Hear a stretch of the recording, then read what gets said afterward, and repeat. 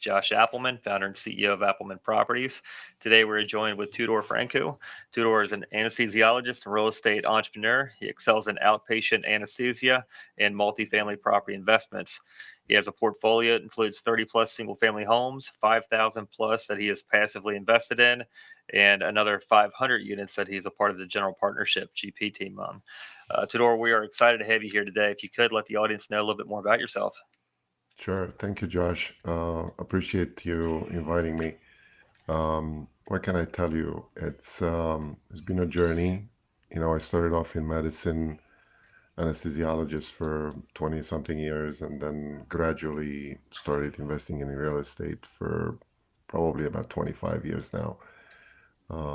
Focused on single family homes initially, and then gradually transitioned to the multifamily space.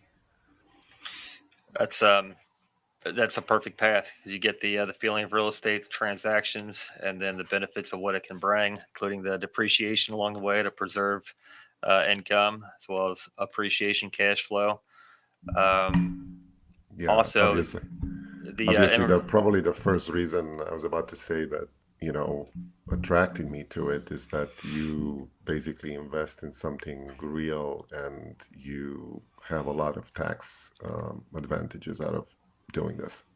yeah, yeah, that and you see where your money's at. So if you know you've got $100,000 out of the bank and it's in a property, you know exactly where it's at. It can be accounted for Yeah. versus say out there on the stock market. Um, and also, as an immigrant, can you tell us a little bit about your journey from immigration to coming here and how that's Yeah, excelled? yeah, absolutely. You know, I always say I was born at 28 years old in the United States. So basically came here when I was 28. Very little knowledge about the financial system overall. Coming from a communist country, it was difficult for me to get any kind of information regarding that and start educating myself slowly, reading books. We didn't have internet at that time. Books, newspapers, maybe some seminars or conferences, but slowly trying to get that information in my head and start applying it. And this is one thing that I would definitely encourage everyone. You can always educate yourself, but you have to take action at some point. Even if you fail or make some mistakes, you learn from them. And yeah, it was not an easy path. But if I can do it, anybody can, right? So I started off with small investments in single family homes once I got some sort of a continuous income and put all my savings into that. Not only that, I got some cash flow out of it, but you know, realized very quickly that I have a lot of tax savings by investing in real estate.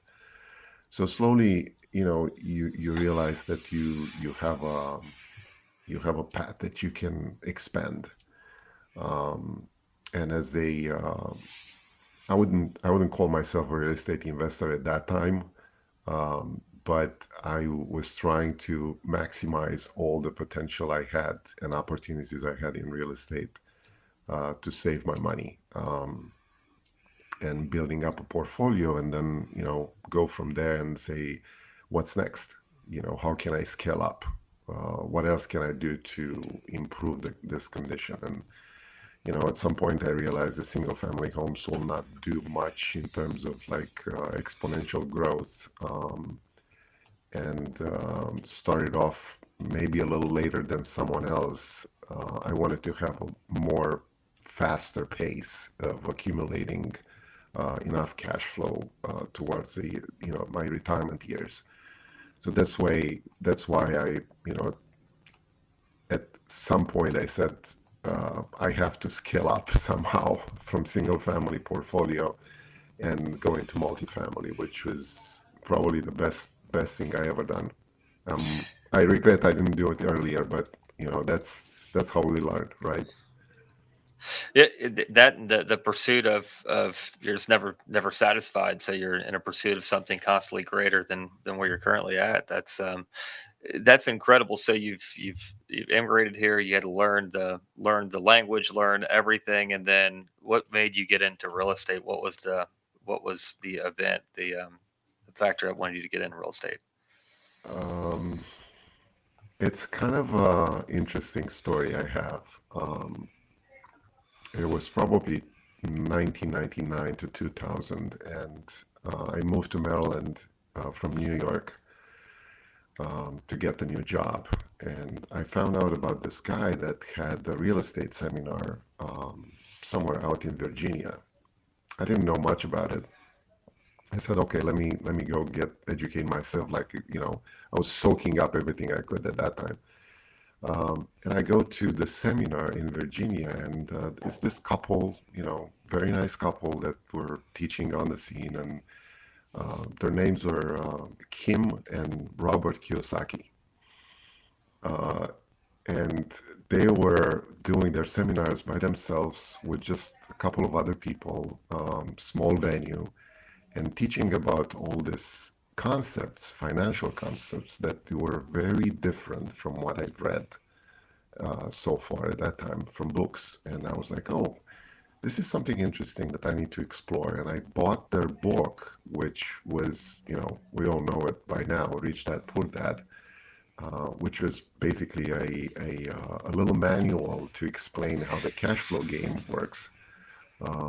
Start getting into a cash flow game club and start playing with people. And little by little, you start figuring out something that it's different from what the normal financial education brings you in schools in general. And that was the moment for me that kind of opened my mind and say, wow, there's something out there that I need to explore and learn about. Um, Read, year by year, read all his books, Cash Flow Quadrant and all this other in the series. And by the second book, I said I need to act on it Yeah. because some people get paralyzed by, oh my God, what am I going to do now? Um, and I just started investing in a property, bought it with the mortgage, put some down payment with the bank, and start getting that little cash flow every month and roll over some other profits into a second property and so on and so forth. It's not a difficult game. You just have to play it.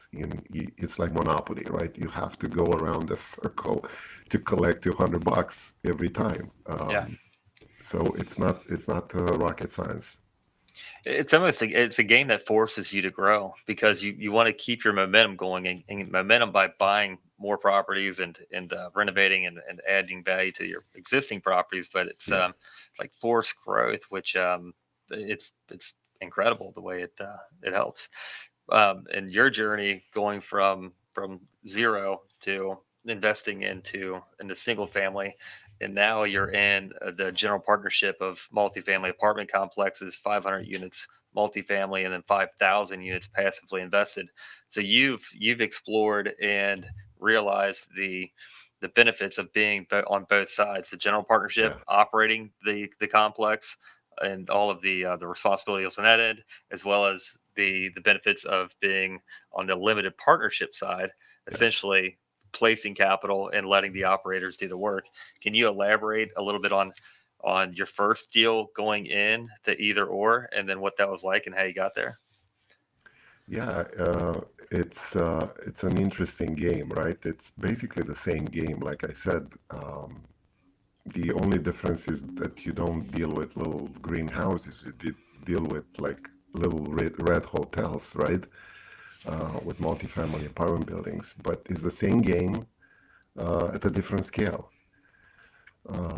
Like I did with my first single family home and putting in a little bit of money down payment, get a mortgage, and start getting a little cash flow and work in that house to improve it myself.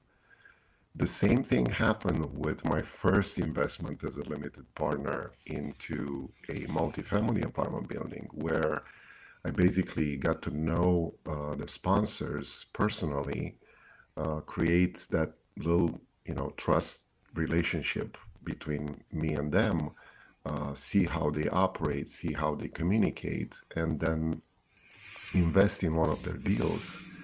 And it was basically I would say, an entry point for me to get to know the business. Like, how are the monthly reports given to limited partners? What is the communication about financials? What is happening with the capex projects? And all these little things that can add up to make a sponsor good or bad. And, you know, obviously, again, nobody wants to talk about failures, right? But failures are the things that make us better. So I would encourage, and I'm not afraid to speak about them. I had failures in my investment journeys. I invested with people that I shouldn't have. I had properties that I should have, study more. But it's always a progress. It's always a stepstone that you go up. And I'm sure probably now I'm doing things that I don't know about, because you don't know what you don't know, right? Yeah. But it's always an improvement. But you can only improve if you do things. Yeah. There's a saying, it's not difficult, it's different. And everyone Yes, kind of shies away from things that are different because they get back into their comfort zone. I'd correct. say, but the importance of taking the great things that other syndicators are doing or groups are doing, and combining those together, and then improving upon them and giving your investors an even better experience. It's and we've all got properties that are dogs that we wish we would have got rid of, but there's a time and day for those to come too. But at the time, it made sense that and markets shift too. Times change, and Yes. um, it's just it's living for another day and being able to pivot and make things happen too. So um, on the limited partnership side, 5,000 units. So you will, and I know that those 5,000 units are not all with the same sponsor. How did you go out and vet and verify the deals as you seen them come over? Yes. So for me, probably the first criteria is who is running the deal. I'm not looking as much as at the deal itself, but who's running the deal. Who are the operators? Who are the sponsors?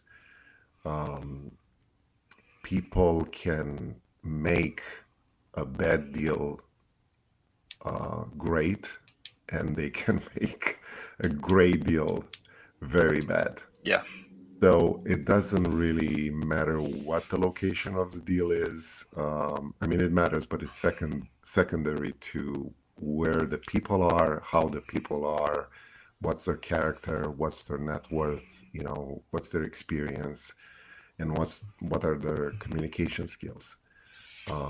So as a limited partner, when I'm going in a deal like that, I want to know exactly how the sponsorship team works, what kind of you know people they are, what have they done in the past, get some references from other past investors if I can. And obviously the second thing is, look at the deal. If the deal works out, where's the location, what is the capex project and all this stuff.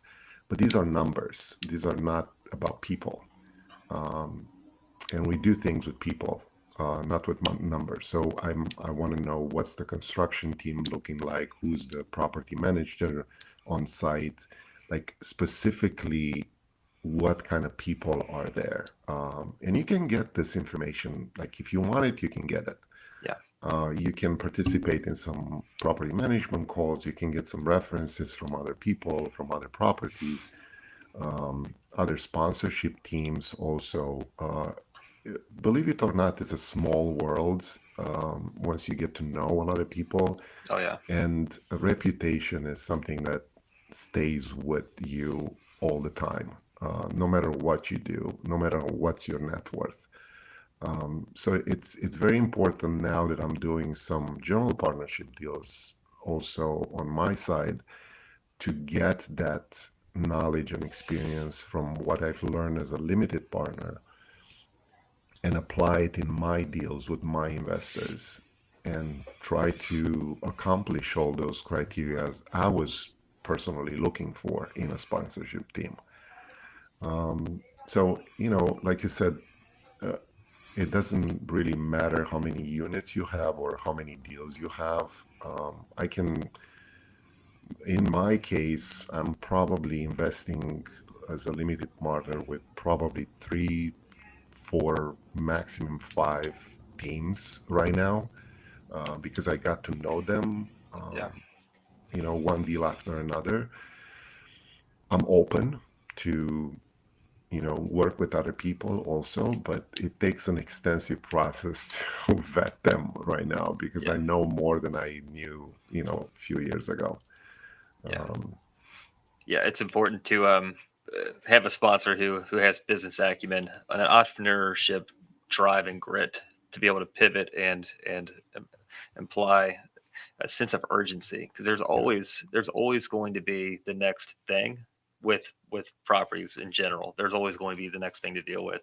What is the experience on a property management level and capex level, construction level, and then operations level? The value add. How do you have a property that you've taken from considered distressed to performance, and what does that look like? Can you give me some examples? Those are, past performance does equal future results when your sponsors there. He's a jockey on a horse, and yeah, you've got to make sure that it's a trusted group. It's essentially you're married to the deal between 3 and 5 years, whether there's going to be a exactly. refinance and sale or disposition. It's something that you are going to be connected with the GP team, and you don't want it to be an emotional ride like being in the stock market. You got ups and downs, but it's a long term gain. It should be if done correctly. Um, Absolutely.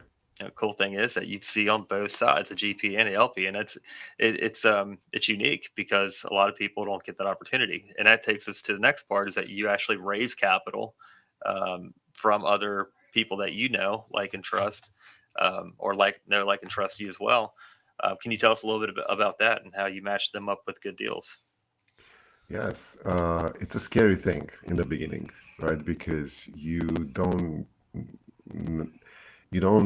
only have to deal with your money, you have to be responsible for some other people's money. And in some cases, they're, friends of yours, family, colleagues, neighbors, all the people around in your life that could put their savings basically in those type of investments. And again, it's a trust relationship that they have with you. So not only that you have to initially earn their trust, but what you've done and how you behaved and how you communicate with them, but also to build up a reputation for yourself to deliver of what you're saying you're gonna do. And obviously, as we all know in multifamily, it's a team sport. You go into a deal with other people and you leverage information and knowledge from all the team. But so it's not only about yourself. But speaking of my investors in particular, that you're bringing into a deal that you are a general partner in, it's very important to assure everybody and let them know who are the other team members in that investment. Because sometimes you don't have control of how things are going, regardless of how much power do you have in that deal. So you need to realize that your investors need not only to know you as the sponsor, main sponsor, but know the other team members in the deal, so you can create that kind of rapport, I would say, Yeah. between people. And as I said, as I always say to them, I'm not bringing you in any deal. I'm offering you a incredible opportunity to invest in a real estate deal that will perform. It was stressed financially and by numbers by many people, starting from the underwriting to the lender to the broker, and all these people that are looking at numbers and make sure the deal will work, because otherwise nobody will earn any money Hmm. if the deal doesn't work. So everybody wants to be assured that the deal will work so we can profit, all of us, right? So you bring someone into this opportunity and say, hey, show me anything out there that can bring you a certain decent amount of cash flow, excellent depreciation on the asset that will save you probably a lot in taxes, Hmm. and you can at the end have not only cash flow all throughout those years, but have a sale appreciation of that asset that can bring you even more money. Not only that, but whatever happens in during this time is backed by a real building. Yeah. Nobody can come and say, you know what, the company went bankrupt. We're not going to give dividends this year. Elon Musk says something on Twitter and the stock goes down, or any kind of uncontrolled circumstance over you have in a stock. That's nothing possible here. I mean, it's a real building with real people, with real tenants that pay rent every month, and their families living there. It's not, they're not doors. They're families. Yeah. You have 200-300 families in an apartment building. They're real lives. There's nothing about paper there. Yeah, and that's the beauty of it. At the end of the day, you're giving people what they need, not want, and they need housing, they need shelter. Yes, Um, so when you go to cut the bills up and minimize your expenses, you still need shelter. So it's not retail, like retail will get affected, or right. stocks or whatnot. What can you teach a new investor that's looking to get in? What can you teach them to look for in a deal? A new investor. A new investor, first of all, I would say, should educate himself or herself about what a deal is about, what to expect, and what usually the outcomes are. So, financial education is probably the first step I would recommend to anybody. A second thing that they should do is go to a lot of in person, and I stress this, in person conferences or seminars, because there's nothing that can be accomplished through Zoom or phone calls or watching a YouTube, uh, documentary or whatever it is, other than an in-person relationship with sponsors that are actually doing this thing.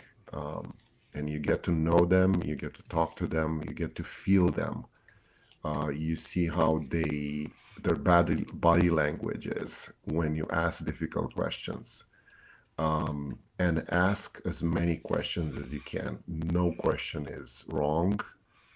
Some people might look at you and say, "Oh my God, you don't know what you're talking about. Why are you asking me this?" And my answer all the time was like, "Yeah, pretty much. I don't really know what I'm talking about. That's why I'm asking you." That's good. So that because that's how you learn, Yeah. right? You need to be the least informed person in a room all the Yeah. time. That's how you soak up the information. That's so true. So that those would be like my 3-4 steps to do about the deal, and then the details are easy to accomplish. Like, where is the deal? What's the investment? What's the profit? If I can read an underwriting, fine. Some people can't. I have investors that they don't know how to look at an underwriting analyzer. They're talking to me and they're asking me questions from the underwriting analyzer. So it's always a trust relationship. If I tell them, "Hey, we're gonna get probably less than advertised cash flow initially," and they're like, "Okay, I trust you." It doesn't matter what the underwriting table it's there, because the numbers can be I would say, made up in a certain way to look the certain way you want. But we all know that what we're saying and what we're we write down, it's always going to stay with us. And it's Yeah. about your reputation, finally.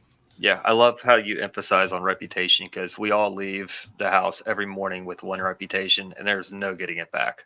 It follows you for the rest of your life. What the actions you do today will be with you whether it's good or bad for the rest of your life. And that's extremely important.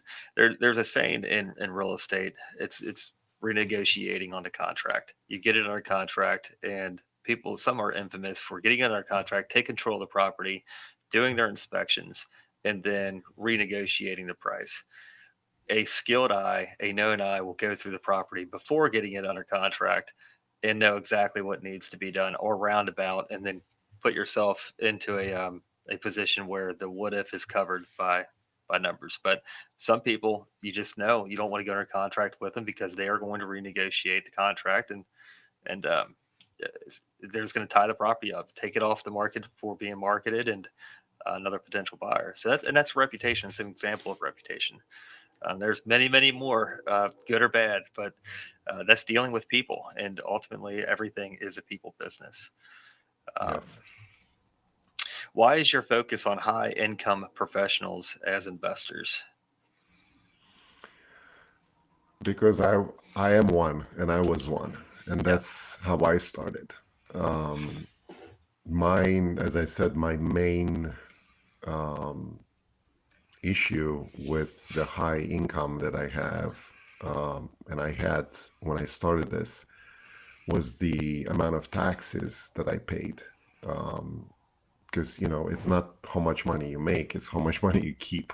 yeah, So I was trying to figure out, having this huge tax bill, which probably, people are saying that's probably the highest invoice you're going to get in your life, right? Your tax bill.